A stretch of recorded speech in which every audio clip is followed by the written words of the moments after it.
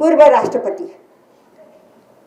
परमाधिपति पनि भन्छौँ, देशको संरक्षक पनि भन्छौँ,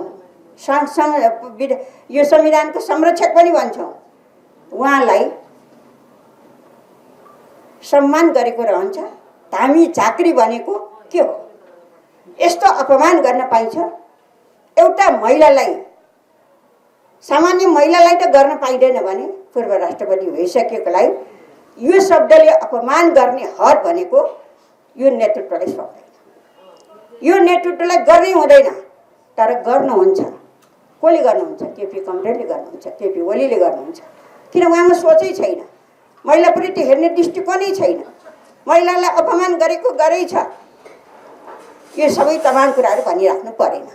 त्यसो भएको हुनाले अहिले आधाभन्दा बढी जनसङ्ख्याको हिस्सा महिलाले ओगटिराखेको अवस्थामा महिला हिंसा विरुद्धको यत्रो चाहिँ 16 दिने अभियान मात्र होइन, निरन्तर आवाज उठिराखेको बेलामा यो खालको शब्द प्रयोग गर्ने भनेको यो सबै महिलाहरूको लागि अपमान हो। यसको विरुद्ध सशक्त आवाज उठ्नुपर्छ भन्ने चाहिँ मलाई लाग्छ।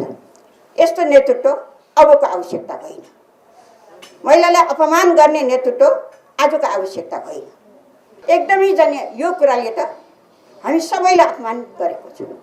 महिलालाई मात्र होइन, सिङ्गो मुलुकलाई अपमान गरेको छ भन्ने लाग्दछ। त्यसैले अहिलेको आवश्यकता यस्तो नेतृत्वको जरुरी छैन। पहिलो कुरा त नेतृत्व भन्ने बित्तिकै सबभन्दा पहिला आफूलाई रूपान्तरित गर्न सक्नुपर्छ।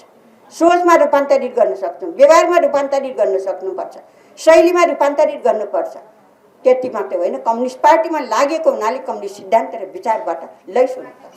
तर हामीले अनुभव गर्न सकेनौँ, पाएनौँ। मैले चाहिँ कि सकिनँ। यो नेतृत्वले चाहिँ नि देशलाई समृद्धिको बाटो त कुरै छोडौँ, परिवर्तनको सोचै नभएकोले कसरी समृद्धि बनाउँछ?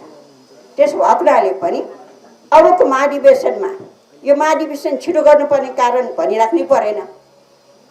र यो महाधिवेशन पछि नेकपा एमाले विचारयुक्त पार्टी, एकताका पार्टी र एउटा सामूहिक नेतृत्वमा विश्वास गर्ने पार्टी, विधि सम्बद्ध ढङ्गले चल्ने पार्टी र सुशासनयुक्त पार्टी र जवाफदेहिता र जिम्मेवारी बोकेको पार्टी बन्नुपर्छ। त्यसको लागि नयाँ नेतृत्वको आवश्यकता छ र हामीले प्रस्ताव राखिसकेका छौँ। कमरेड ईश्वर पोखरेल, जसको इतिहास लामो छ, गौरवपूर्ण छ।